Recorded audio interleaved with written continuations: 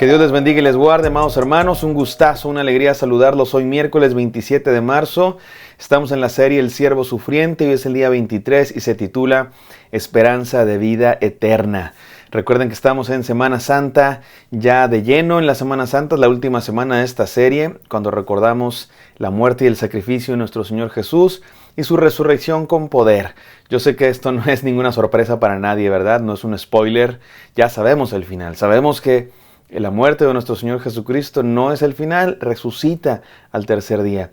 Por supuesto que es bonito contar la historia con esta actitud de expectativa el viernes vamos a celebrar la muerte de nuestro Señor Jesús. La mayoría de los servicios cristianos el viernes no se habla de resurrección, se habla del sacrificio y nos concentramos en la gloria de Cristo Jesús mostrada en la cruz del Calvario. Pero sí sabemos cómo termina la historia. Al final él vence. Y de hecho este poema que estamos leyendo, este poema del Antiguo Testamento en el libro del profeta Isaías, no deja de sorprenderme que 600 años antes de que Cristo Jesús muriera en la cruz, había un poema que Dios inspiró que ya nos contaba lo que iba a pasar. Y este mismo poema también comienza, si lo leemos desde el capítulo 13 desde el capítulo 52, versículo 13, empieza este poema diciéndonos que triunfará. Nos da el spoiler desde el principio, triunfará. Después nos cuenta que sufrirá, pero después de su sufrimiento vendrá la victoria. Y la victoria es más grande precisamente porque hubo más sufrimiento. Y bueno, así es que en este devocional vamos a comenzar a reflexionar en la victoria del siervo sufriente. Ahora, después de haber repasado durante varios días su muerte en la cruz, su crucifixión, su sufrimiento, ahora hablaremos de también la esperanza de vida eterna. Vamos a leer el capítulo 53, versículo 10 de Isaías, no sin antes orar. Gracias, Padre Santo, porque tú nos hablas todos los días, Señor. Gracias porque en esta semana recordamos el sacrificio de nuestro Señor Jesús, su muerte en la cruz, y también esperamos con ansia su resurrección, Señor, que es nuestra victoria también. Su victoria es nuestra victoria. Permítenos estudiar el día de hoy lo que tú quieres decirnos en el santo nombre de Cristo Jesús. Amén. Amén, amados hermanos. Vamos a Isaías 53, 10, que dice así. Verá el fruto, estoy en el versículo 11, voy al 10. Con todo esto Jehová quiso quebrantarlo, sujetándole a padecimiento, cuando haya puesto su vida en expiación por el pecado. Esto lo leímos ayer, vamos a lo que sigue. Verá linaje, vivirá por largos días, y la voluntad de Jehová será en su mano prosperada. Dice otra versión, verá su descendencia, prolongará sus días, y llevará a cabo la voluntad del Señor. Vemos varias cosas en este pasaje. Número 1, vemos que todo esto está en la voluntad de Dios. El sufrimiento del siervo sufriente, el sufrimiento de Cristo Jesús en la cruz, no se le salió de las manos a la voluntad de Dios. No fue Dios así como diciendo, ay, no, ¿qué está pasando? Lo crucificaron. No se le salió de las manos. Dios tenía todo en su control y hemos visto que Jesús fue a la cruz voluntariamente. Nadie le quitó su vida, Él la puso por nosotros voluntariamente. Y aquí se nos dice algo que pudiera parecernos extraño o de cómo podemos entender esto. Dice que verá su descendencia y prolongará sus días. ¿Qué significa eso? Por supuesto que nos habla de la resurrección de Jesús. Prolongará sus días. La muerte de Cristo Jesús no es el final. Pero déjenme ir antes, déjenme encontrar todas las enseñanzas de este texto yendo a su contexto específico, desmenuzando la palabra de Dios. Y para eso tenemos que recordar que este poema se escribió 600 años antes de Cristo en un contexto en específico. Y recuerden que las profecías de la Biblia no son profecías al estilo de Nostradamus, ¿no? Que alguien entra en trance y dice unas palabras enigmáticas que nadie entiende hasta que se cumple la profecía. No son así las profecías de la Biblia. Las profecías de la Biblia son palabra de Dios para todos los tiempos. Y le tiene algo que decir. Esta profecía le dijo algo al profeta Isaías cuando lo escribió y a los que recibieron esta palabra. Por supuesto que su significado más completo es en Jesús, por supuesto que sí, pero también significó algo para los que recibieron este texto por primera vez. ¿Recuerdan el contexto en el que recibieron esta palabra el pueblo de Dios? En el contexto en el que estaban cuando se escribió el poema El Siervo Sufriente, si no se acuerdan, se los recuerdo. Estaban en el exilio. Estaban cautivos, habían sido derrotados por el ejército de Babilonia, habían sido llevados como esclavos, como cautivos a Babilonia y estaban allá, lejos de su tierra. Su ciudad había sido destruida por completo. El templo estaba en ruinas. Muchos habían muerto y los que sobrevivieron habían sido tomados cautivos. Los que se habían quedado en la completa ruina. Era un momento muy gris. Era un momento de desastre para el pueblo de Dios. Estaban como muertos. De hecho, hay un pasaje muy interesante, más o menos de la misma época, en el libro del profeta Ezequiel.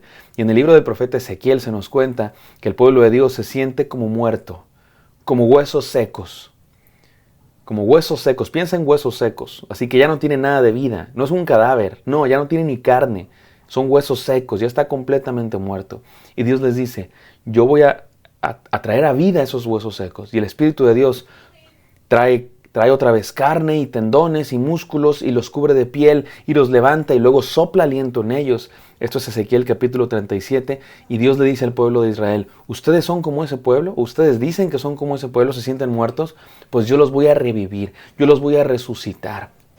Y es el mensaje de Dios para este pueblo.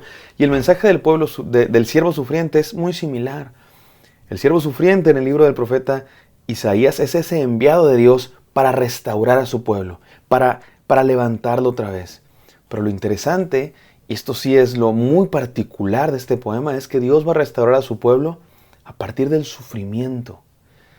Y esto nos da varias enseñanzas, porque miren, el siervo sufriente a menudo se interpretaba como un representante de todo el pueblo de Dios. El sufrimiento del del siervo sufriente es una representación del sufrimiento que ha vivido el pueblo de Dios. El pueblo de Dios fue derrotado, el templo fue destruido, muchos murieron y fueron llevados cautivos a una tierra extraña. Y de cierta manera el siervo sufriente representa al pueblo de Dios. Y eso nos da una enseñanza, que ahorita la voy a decir, pero déjenme digo de dónde salen las tres enseñanzas. La primera enseñanza sale de esta idea del siervo sufriente como una representación del sufrimiento de todo el pueblo. Otra manera de entender al siervo sufriente es pensar en los profetas o en los individuos, a veces eran reyes, a veces eran profetas, que eran siervos de Dios, que Dios había escogido para dirigir a su pueblo, para dar un mensaje, para hacer algo en especial. Y muy a menudo a los siervos de Dios les tocaba sufrir, porque les tocaba enfrentarse a la resistencia, a la oposición de la gente que no quería seguir a Dios, que les gustaba hacer el mal, que querían seguir a otros dioses, que querían estar en contra de Dios, y luchaban los siervos de Dios. Y a veces eran perseguidos, como al profeta Jeremías, encarcelados. No los escuchaban. Y eso también nos habla de que aun cuando nos toque sufrir en esta vida como a los siervos de Dios, eso no significa que estamos derrotados o que estamos en el lado perdedor, ¿no? Cuando nos pasa a los pastores a veces, sentimos que predicamos en oídos sordos. Sentimos que le compartimos el evangelio a alguien en la calle que no quiere escuchar el mensaje del evangelio.